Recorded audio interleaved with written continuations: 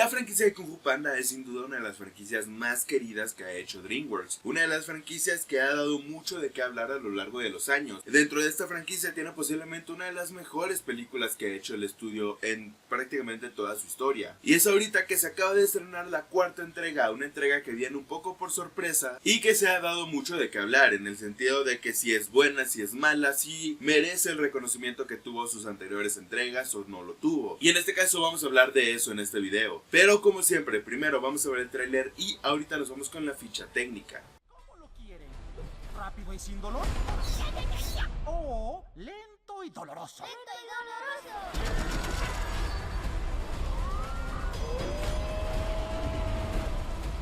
Te topaste con alguien de tu nivel, la camaleona. No somos tan diferentes, tú y yo. No te metas, voy a patear mi trasero. Ok, la película está dirigida por dos nombres. El primero, Stephen Stein, es posiblemente la más nueva y la más desconocida para muchos, pues esta es su segunda vez como directora, la primera como directora de un largometraje, pero antes de eso era principalmente artista de storyboard, si mal no me acuerdo, en el cual estuvo participando en películas como Cómo entrenar a tu dragón 3 y la película de Raya y el último dragón, entre algunas otras series. Y por otro lado tenemos a Mike Mitchell. Esta persona es un poco más experimentada a la hora de hablar de largometrajes.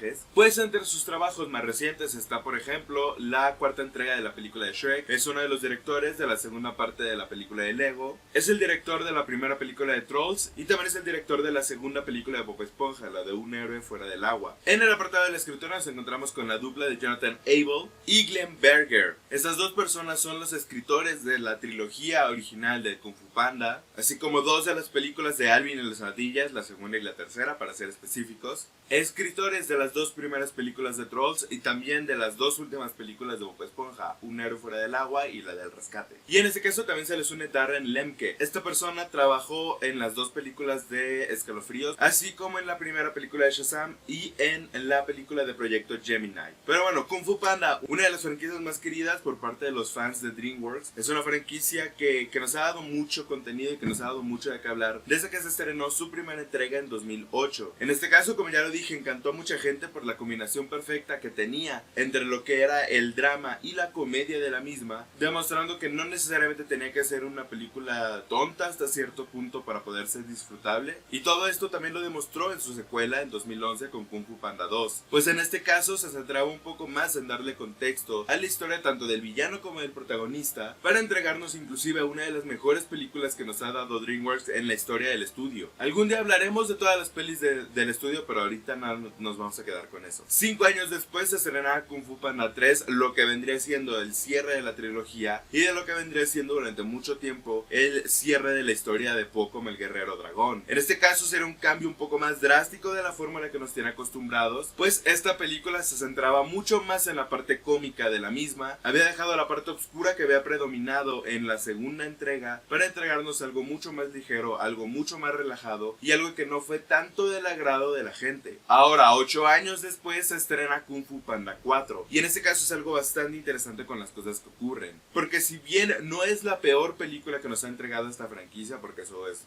claramente la tercera, es más parecido a esta última de lo que fueron las dos primeras. Han salido muchas cosas en ese sentido, por ejemplo con la directora Stephanie, la cual quería hacer una película mucho más apegada a estas dos primeras, más que lo que fue la tercera película. Al final no la dejaron y salieron un montón de cosas detrás de cámaras. Si no han visto, si no han leído de qué se trata, es bastante interesante todo esto, porque al final a la hora de ver la película también te das cuenta de que es una película con muchos fallos en este sentido, y también que es una película que se nota muy recortada en más de un sentido, en donde se nota que había cosas en la parte del contexto del pasado de la camaleona o de Zen, o inclusive de lo que vendría siendo el futuro de Po. Hay ciertas semillas que también dejan. Al final no deja de ser un intento de revitalizar la franquicia y de intentar darle un nuevo inicio a una nueva trilogía, alejándonos un poco de la fórmula que funciona en las tres primeras películas, como puede ser por ejemplo la interacción de Po con los Cinco Furiosos, que en este caso en esta película no están los Cinco Furiosos, a pesar de que sí está por ejemplo Shifu, a pesar de que sí están por ejemplo los padres de Po. La falta de estos personajes secundarios que habían sido muy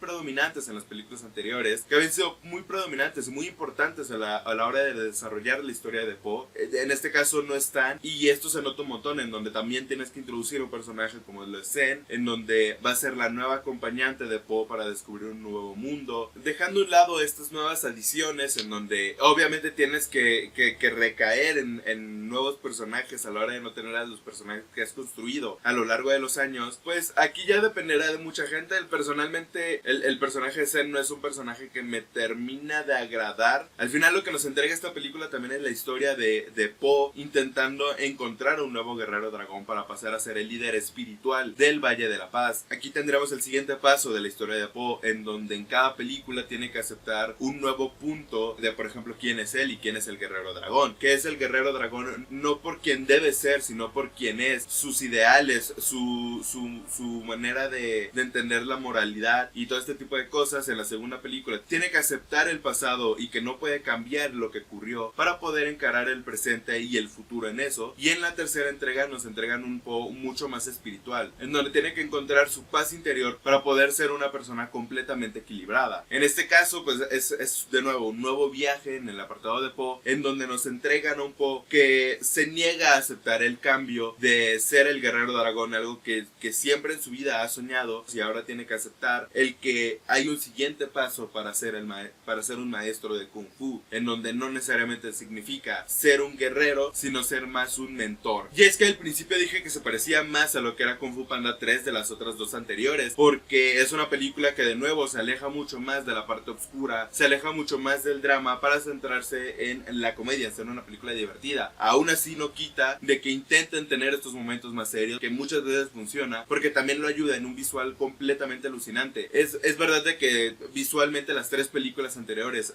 cumplían este cometido, en donde sus escenas de peleas eran bastante vistosas, en donde sus coreografías, sus visuales funcionaban bastante bien, y en este caso lo que hace Kung Fu Panda 4 es ir un poco más adelante, en donde las peleas no solamente se vean bien, sino que juegan un poco más con esto. Hay dos momentos que me encantaron de la película, que por ejemplo es esta pelea en donde, sin revelar mucho que ocurre, está todo esto como que de repente vemos sombras solamente a la hora de pelear de Poe, y me pareció bastante brillante. También hay otro momento por ahí un poco más acercado al final de la misma. En el caso de por ejemplo la villana, la camaleona, pues nos encontramos con un personaje, pues de los 4 villanos es posiblemente el más simplón de todos, porque no deja de ser un plan de querer dominar al mundo. Por ahí tiene una historia de trasfondo, porque realmente la película lo que quiere es centrarte entre el vínculo del nuevo personaje de Zen y el personaje de Poe. Pues funciona en ese sentido, pero pues realmente dejas y descuidas uno de los puntos importantes de la franquicia, que es el personaje del villano. Uno de los puntos de marketing que tiene la película es el regreso de los 3 villanos anteriores, de Sheng o de Kai. Pues realmente no esperen mucha participación, porque realmente son cameos que están ahí y que de repente la cámara los pone en primer plano, pero que realmente ni dicen nada ni hacen nada, que también es una adición de último minuto, junto con la sorpresa que es por ejemplo la secuencia de los créditos, que no lo voy a revelar, en donde por ejemplo el principal villano que regresa y que tiene mucha más participación es el personaje de Tai Lung. Pues funciona de cierta manera, tampoco es el Tai Lung que conocimos a lo largo de la primera película, sino que es raro. No sé si termina de funcionar. Al final la película no es, de nuevo repito, no es la peor que nos ha entregado la franquicia, porque hemos caído más bajo con Kung Fu Panda 3, pero tampoco es la mejor película de todos.